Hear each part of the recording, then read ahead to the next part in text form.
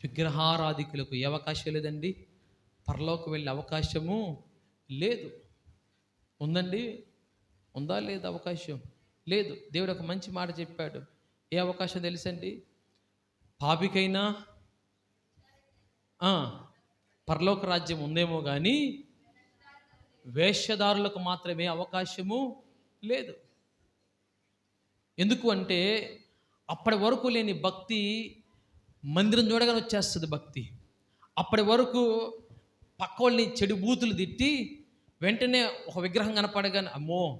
అసలు వెంటనే మొహం మారిపోద్ది, మాటలు మారిపోతాయి, క్రియలు మారిపోతాయి. అప్పటి వరకు ఉద్రేకంతో కళ్ళు ఎర్రబడిన వ్యక్తి ఏం చేస్తాడో తెలుసా అండి? వెంటనే అటు తిరిగి అసలు అబ్బా! ఎంత భక్తి చేస్తారోనండి. దయచేసి జ్ఞాపకం చేసుకోండి దేవుని సంగమా. వేశ్యకైనా పరలోకం ఉందేమో కానీ వేశ్యదారికి అవకాశం లేదు.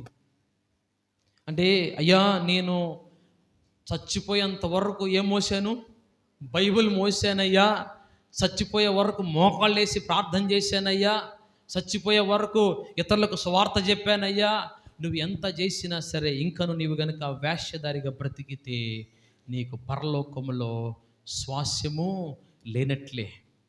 దేవుడు చాలా స్పష్టంగా తెలియపరిచాడు. యోహాను సువార్తలో మాట అంటాడు తెలుసండి, మీరు అధైర్యపడవద్దు. ఎందుకో తెలుసా? మీ కొరకు నేను స్థలము సిద్ధపరచ వెళ్ళుచున్నాను.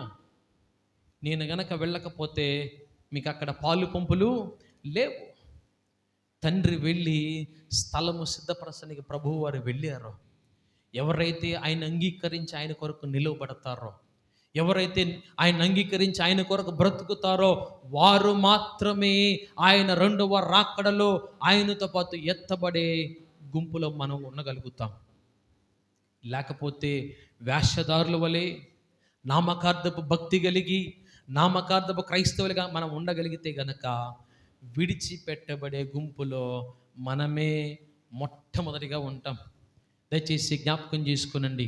ఒకవేళ గనక విడిచిపెట్టబడితే ఏమవుతుందో వచ్చే వారం దయచేసి మనం జ్ఞాపకం చేసుకున్న వాక్య భాగంలో నుంచి విడిచిపెట్టబడిన వారు ఏమవుతారో ఆ విషయాన్ని మీకు వచ్చే వారము నేను తెలియపరుస్తాను. ఒకవేళ గనక విడిచిపెట్టబడకపోతే గనక ఏమవుతాము అంటే ఆయనతో పాటు యుగ యుగాలు జీవిస్తాం. దేవునికి స్తోత్రం కలుగునుగాక.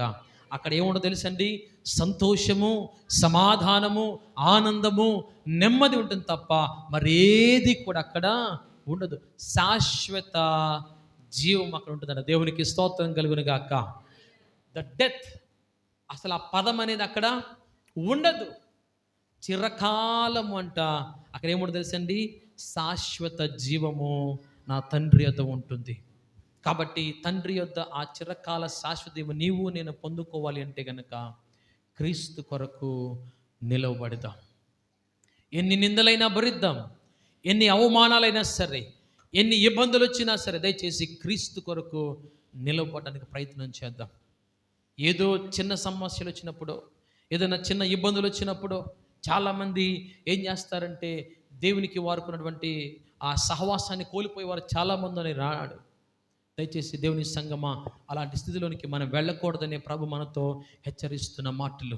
ఒకవేళ నీకు ఆశలు ఉండొచ్చు, కోరికలు ఉండొచ్చు. అయ్యో నేను ఒక ఉన్నతమైన స్థాయిలో ఉండాలనుకుంటున్నాను, ఒక మంచి ఇల్లు కట్టుకోవాలనుకుంటున్నాను, లేకపోతే నా కుటుంబము సంతోషంగా సమాధానంగా ఉండాలని కోరుకుంటున్నాను. మంచిదే, కాదంటలేదు. కానీ అది నీవు పొందుకోవాలంటే గనక ఆ అర్హత నీలో ఉందా లేదో ఒక్కసారి జ్ఞాపకం చేసుకో. ఒకవేళ కనుక అర్హత నీలో లేకపోతే నీవు ఎంతగా ప్రార్థించినా, ఎంతగా ప్రయత్నం చేసినా నీకు మాత్రం అది ఎప్పటికీ కూడా ఏముంటుంది? ఆవిడ దూరంలో ఉంటుంది తప్ప నీ దగ్గరికి ఎప్పుడు కూడా రాదు. కాబట్టి ఈ విషయాన్ని జ్ఞాపకం చేసుకొని దేవుని కొరకు నిలబడవలసిందిగా మీకు మనవి చేస్తున్నాను. అందుకనే పౌలు గారు ఆయన సంఘానికి తెలియపరిచిన మాట, నా మట్టుకైతే బ్రతుకుట క్రీస్తే. ఈ మాట నీవు నేను గనక చెప్పగలిగితే మనము కూడా ఎంత ధన్యులమో. దేవునికి స్తోత్రం కలుగునుగాక. కాబట్టి ఈ మాటను మనం ఇప్పుడు కూడా జ్ఞాపకం ఉంచుకొని ముందుకు సాగిపోదాం. ఈ మాటను మనం జ్ఞాపకం చేసుకుంటూ ముందుకు సాగిపోయి ఆయన రాకడ కొరకు ఎదురు చూద్దాం. మట్టి కృప దేవుడు మనకు అనుగ్రహించి ముందుకు నడిపించునుగాక.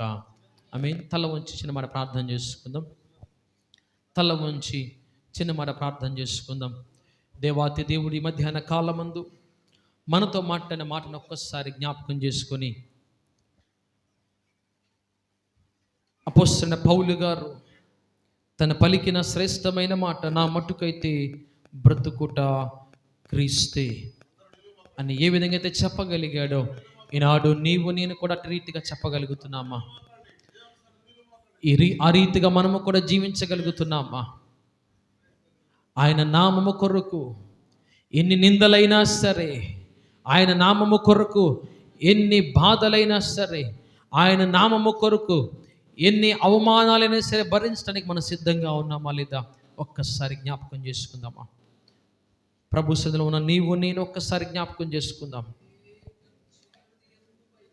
క్రీస్తు నామాన్ని ఆరాధిస్తూ, క్రీస్తుని పూజిస్తూ, క్రీస్తుని వెంబడిస్తున్న నీవు నేను గనక లోకముతో సాంగత్యము చేస్తూ ఉంటే, లోకముతో సహవాసము చేస్తూ ఉంటే, లోకపు ఆచారాలు మనము కూడా పాటిస్తూ ఉంటే, దేవాతి దేవుడు రెండవ రాకడలో వచ్చినప్పుడు మనందరము కూడా విడిచిపెట్టబడతాం.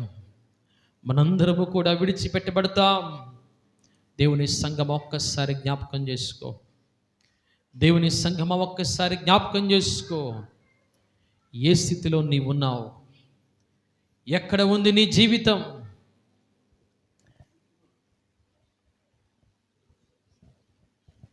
ఎక్కడ ఉంది నీ జీవితం? క్రీస్తు కొరకు నిలబడగలుగుతున్నావా? స్వరూపమును పొందుకొని ఆయన కొరకు జీవించగలుగుతున్నావా?